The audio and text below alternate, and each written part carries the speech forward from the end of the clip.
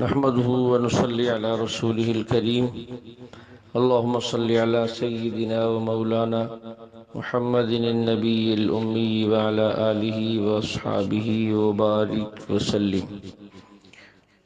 میرے معزز خواتین و حضرات، آج کا درس جو ہے سورۃ السجدہ، الف لام میم تنزیل الکتاب لا ریب فیہ من رب العالمین۔ الف لام میم اس کی مراد اللہ ہی جانتے ہیں۔ بہت سی سورتوں کے شروع میں اس قسم کے کلمات اور آیات موجود ہیں، جس پر پہلے کافی تفصیل سے کئی دفعہ بات ہو چکی ہے۔ اس سے اگلی آیت اللہ الذی خلق السماوات والارض وما بینہما فی ستۃ ایام ثم استوى علی العرش، کہ اللہ جل شانہ نے آسمانوں کو اور زمین کو اور جو کچھ ان دونوں کے درمیان ہے 6 دنوں میں پیدا کیا۔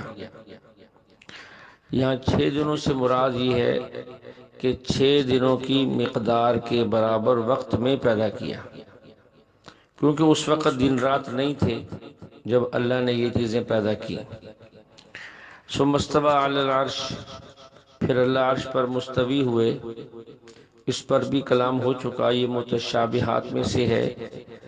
استوى علی العرش کا معنی کیا ہے ہم نہیں جانتے، ہم اللہ ہی کے سپرد کرتے ہیں کہ اس کا کیا معنی ہے، وہ اللہ جانتے ہیں۔ جو اللہ کے علم میں ہے ہم اس پر ایمان لاتے ہیں۔ اس سے آگے چل کر یدبر الامر من السماء الى الارض ثم يعرج الیہ فی یوم کان مقدارہ الف سنۃ مما تعدون۔ اللہ رب العزت آسمان سے لے کر زمین تک جتنے معاملات ہیں ان سب کی تدبیریں اور ان کے انتظامات خود فرماتے ہیں، اور اللہ ہی کی طرف ہر چیز کا لوٹنا ہے۔ ایک ایسے دن میں جو تمہارے 1000 سال کے برابر ہے، یعنی قیامت کا دن۔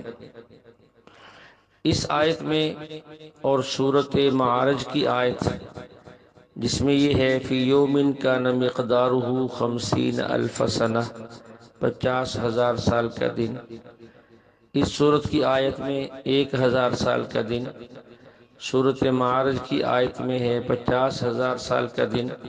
تو بظاہر ان دو آیتوں میں تعارض اور ٹکراؤ محسوس ہوتا ہے، حالانکہ ایسا نہیں ہے۔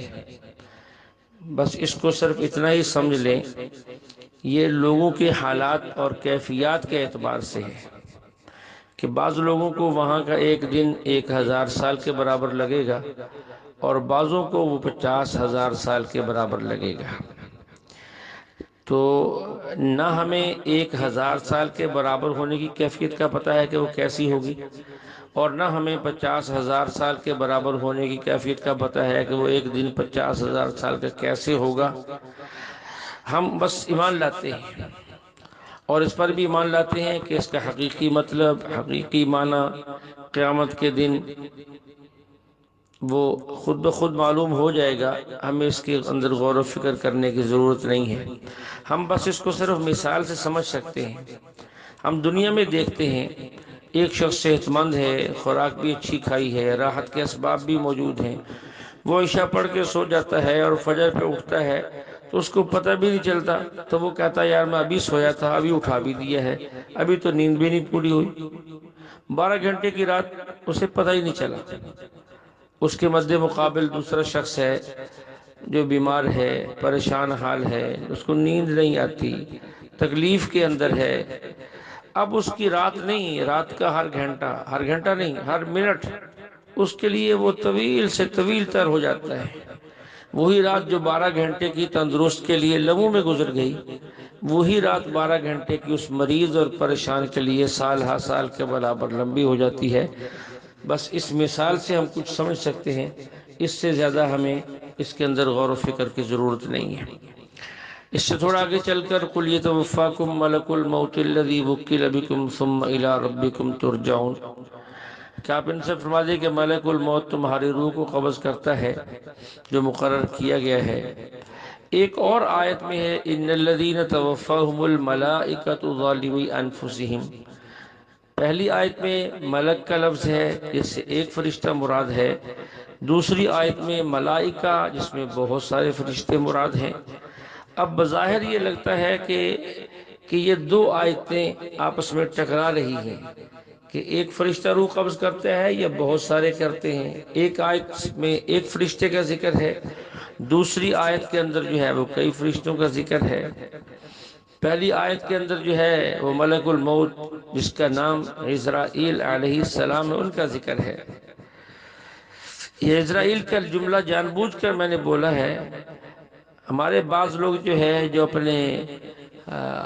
اپنے بڑے علم کے مدعی ہیں اور اپنے آپ کو بہت بڑا عالم اور اسٹیج کا بہت بڑا بندہ سمجھتے ہیں، اور اپنی تحقیق کو جو ہے وہ لوگوں کے گلوں اور سروں پہ خام خواہ فٹ کرنا چاہتے ہیں، وہ بہت شد و مت سے کہتے ہیں کہ اسرائیل کا نام کہیں نہیں آیا۔ بھئی کہیں نہ آنے کا کیا مطلب ہے؟ یہ تو چلو کہہ سکتے ہیں کہ قرآن میں یہ نام نہیں ہے، تو کوئی بات نہیں ہے۔ مفسرین نے ملک الموت کا نام اسرائیل لکھا ہے، اس لیے جب لکھا ہے تو اتنے شد و مت سے انکار کرنے کی کیا ضرورت ہے، اور اپنا جو ہے یہ بتانا کہ مجھ سے بڑا کوئی عالم نہیں ہے، میں جو بات کہتا ہوں بس وہ اٹل ہے، باقی جو لوگوں نے کہی ہے وہ کچھ بھی نہیں ہے، تو یہ انداز اچھا نہیں ہے۔ تو بہرحال یہ دونوں آیتیں آپس میں متعارض نہیں ہیں۔ عزرائیل علیہ السلام جو ان سارے فرشتوں کے سردار ہیں جن کی ڈیوٹی روح کے قبض کرنے پہ لگی ہوئی ہے، اس لیے اگر کبھی ان کا الگ ذکر آ جائے تو بھی کوئی اشکال کی بات نہیں، سب کا ذکر اکٹھے آ جائے تو بھی کوئی بات نہیں ہے۔ اس لیے کبھی امیر لشکر کا ذکر ہوتا ہے، کبھی 7 لشکر کا بھی ذکر ہوتا ہے، تو ایک پوری ٹیم اللہ نے دی ہے ان کو۔ بعض روایتوں میں یہ بات بھی لکھی ہوئی ملتی ہے کہ جب یہ ڈیوٹی حضرت عزرائیل علیہ السلام کے ذمہ لگی تو انہوں نے عرض کیا، اللہ یہ کیا کام مجھے دے دیا ہے، لوگ تو مجھے برا بھلا کہیں گے، گالیاں دیں گے کہ میں نے ان کے باپ کی روح نکال لی، ماں کی نکال لی، بیٹے کی نکال لی۔ تو اللہ تعالیٰ نے فرمایا کہ نہیں، ایسا نہیں ہوگا، بلکہ میں ان کی موت کے اسباب پیدا کر دوں گا۔ لوگ تیرا ذکر بھی نہیں کریں گے، لوگ کہیں گے یہ کیوں فوت ہو گیا، کہیں گے حادثہ ہو گیا، بھئی یہ کیا تھا، بیمار تھا، اس کو کیا ہو گیا، اس کو ہیضہ ہو گیا، اور اس کو یہ کیوں فوت ہو گیا، بھئی یہ بہت بوڑھا تھا، 100 سال سے بھی عمر زیادہ ہو گئی تو آخر مرنا ہی تھا۔ تو اس لیے لوگ یوں لوگوں کی اموات کو مختلف اسباب کی طرف پھیر دیں گے، تجھے کچھ نہیں کہے گا۔ اس لیے دونوں آیتوں میں کوئی تعارض نہیں ہے۔ اس سے آگے چل کر وَلَوْ شِئْنَا لَآتَيْنَا كُلَّ نَفْسٍ هُدَاهَا وَلَكِنْ حَقَّ الْقَوْلُ مِنِّي لَأَمْلَأَنَّ جَهَنَّمَ مِنَ الْجِنَّةِ وَالنَّاسِ أَجْمَعِينَ۔ یہاں ایک بات کو اچھی طرح سمجھیں، ہم مسلمان حضور علیہ السلام کے امتی دعوت دینے کے پابند ہیں، تبلیغ کے پابند ہیں، کسی کو ہدایت پر لانے کے پابند نہیں ہیں۔ جب یہ بات طے ہے تو حدود شریعت میں رہتے ہوئے ہم دعوت دیں گے، حدود شریعت سے نکل کر ہم دعوت نہیں دیں گے۔ اس لیے کہ اللہ فرماتے ہیں کہ اگر ہم چاہتے تو ہر کسی کو ہدایت دیتے، لیکن اللہ کا فیصلہ ایسا نہیں ہے۔ اللہ نے جنت کو بھی بھرنا ہے، جہنم کو بھی بھرنا ہے، اس لیے ہم دعوت کے پابند ہیں اور حدود شریعت میں رہ کر دعوت دیں گے، جائز اسباب اختیار کریں گے، ناجائز اسباب اختیار نہیں کریں گے۔ ایک بندہ کہتا ہے جی میری حرام کی دعوت کھا لو تو میں تمہاری بات قبول کر لوں گا، قطعاً ہم اس کے پابند نہیں ہیں۔ اگر کوئی ایسا کرتا ہے تو وہ گناہگار ہوگا۔ اس لیے ہمیں تبلیغ کا حکم ہے، پیغام پہنچانے کا حکم ہے، اللہ سے دعا مانگنے کا حکم ہے، لیکن حدود شریعت میں رہ کر۔ اس سے کچھ آگے چل کر ایک آیت ہے، اللہ فرماتے فذوقوا بما نسیتم لقاء یومکم ھذا انا نسیناکم وذوقوا عذاب الخلد بما کنتم تعملون۔ قیامت کے دن اللہ کہیں گے خود یا فرشتوں کے ذریعے سے یہ پیغام کہ آج تم عذاب کو چکھو، تم نے قیامت کے دن کو بھلا دیا تھا، آج ہم نے تمہیں بھلا دیا ہے۔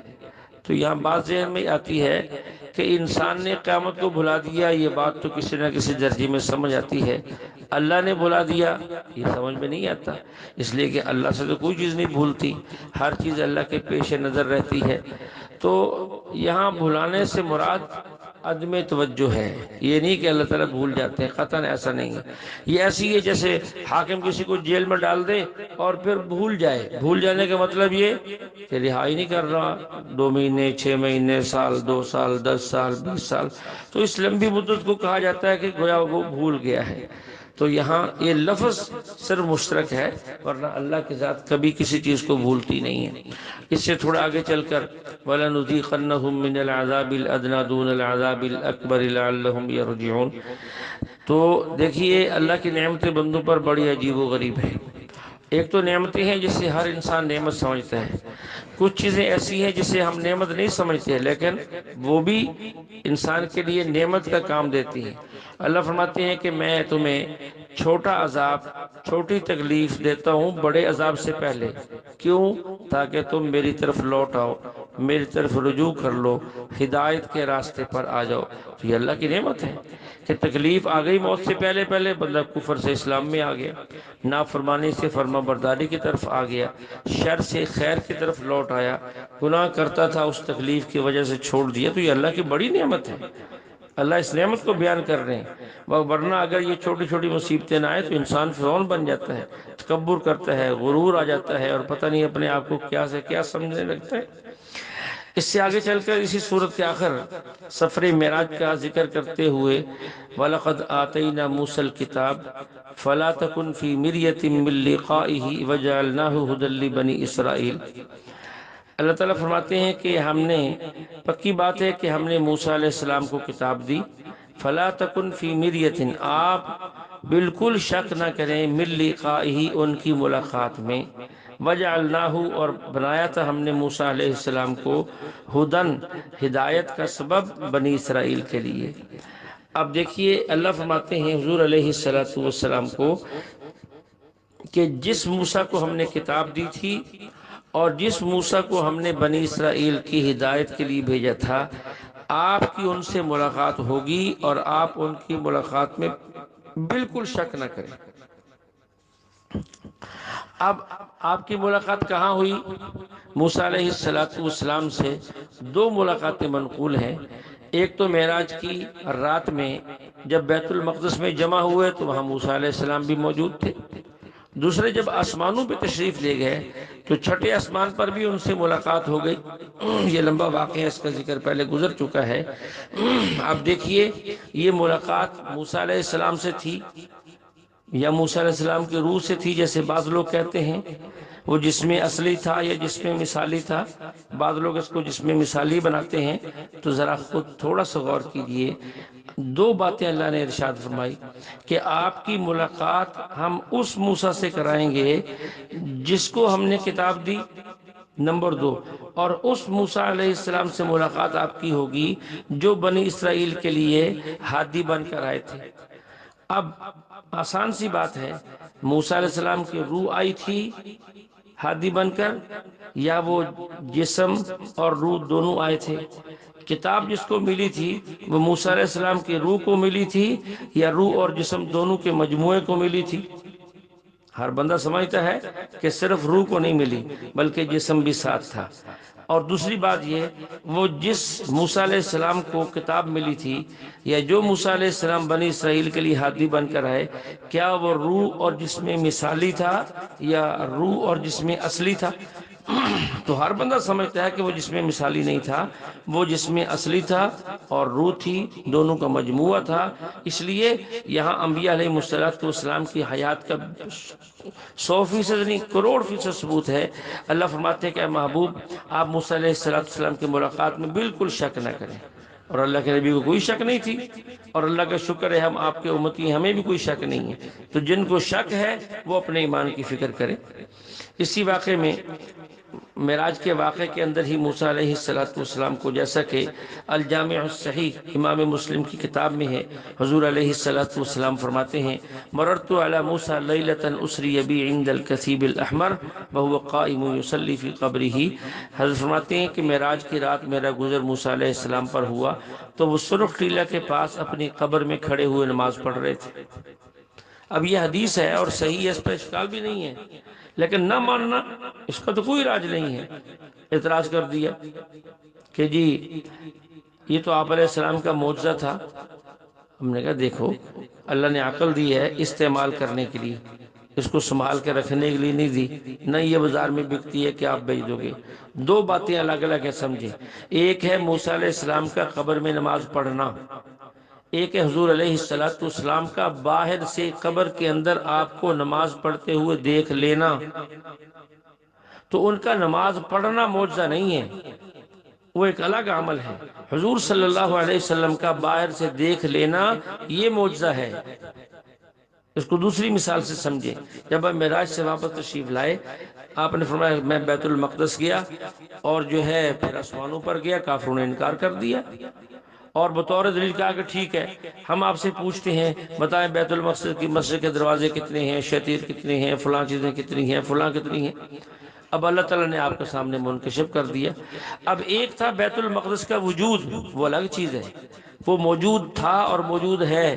ایک ہے کہ مکہ میں بیٹھ کر آپ علیہ السلام کو اسے دیکھنا اور ان چیزوں کو گن کے شمار کر کے بتانا، یہ آپ کا معجزہ تھا۔ بیت المقدس کا موجود ہونا یہ الگ موضوع، آپ کا مکہ سے دیکھ کر بتانا یہ معجزہ۔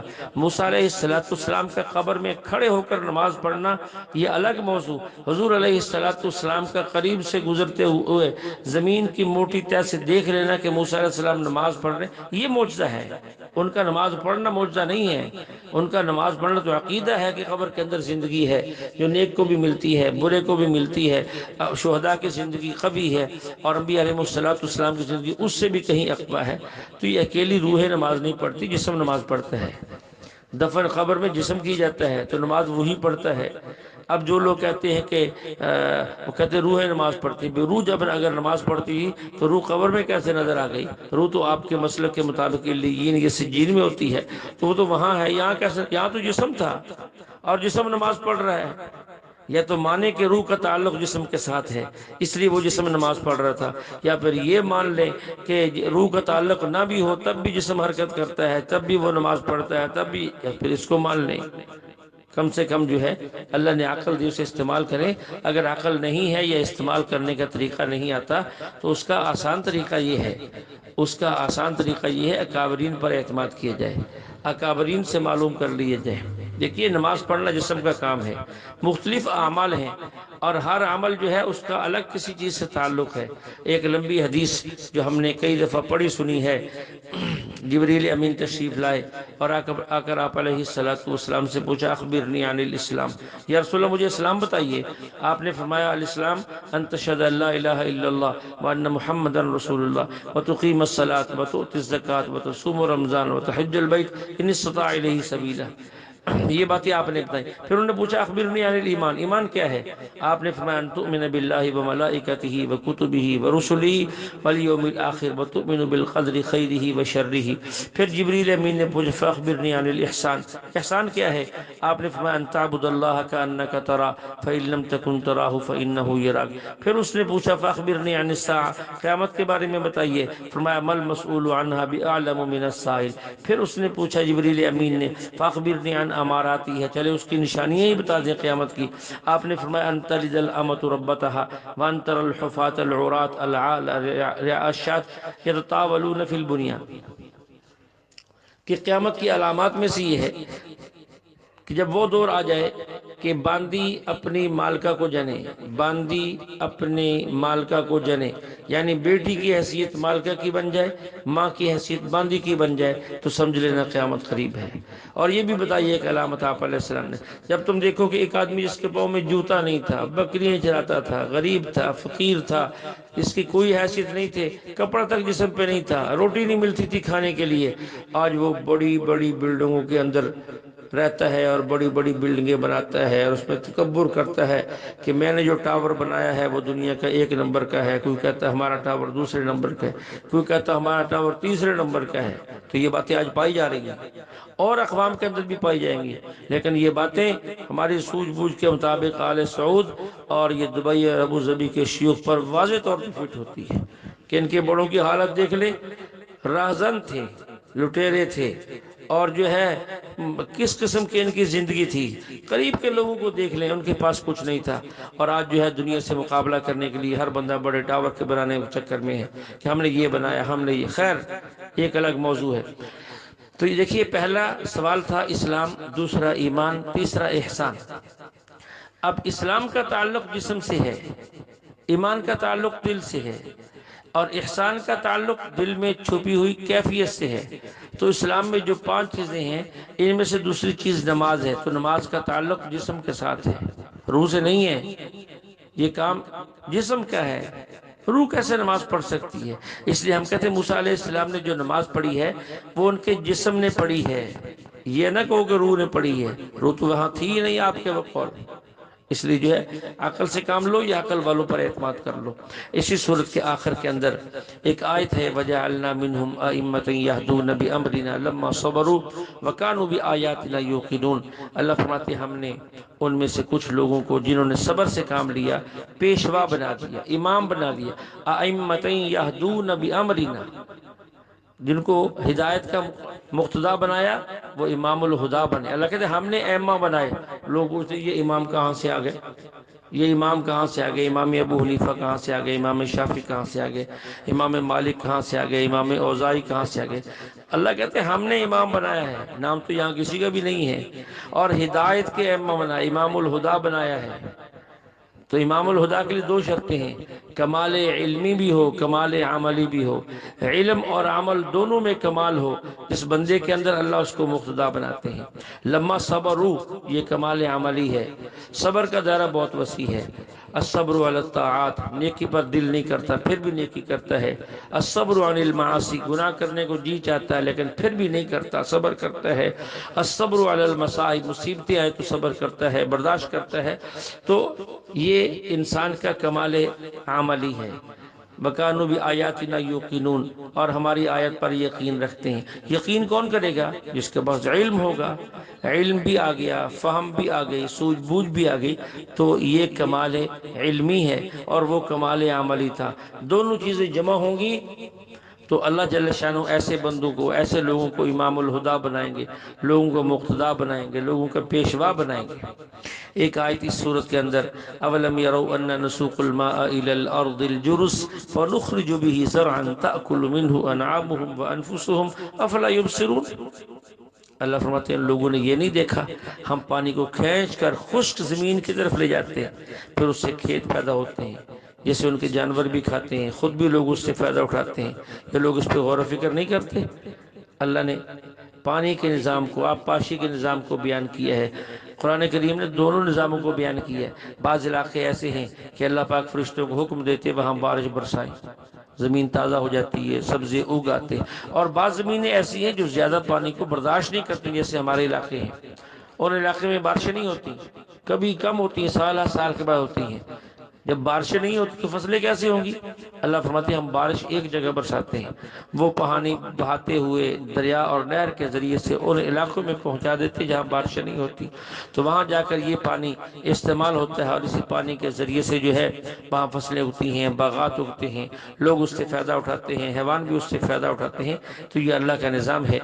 ہمیں اللہ کے نظام کو بھی سمجھنا ہے اور اللہ کے کلام کو بھی سمجھنا ہے۔ اللہ جل شانہ ہمیں کلام مقدس کو سمجھنے کی توفیق عطا فرمائے۔ وآخر دعوانا الحمد للہ رب العالمین۔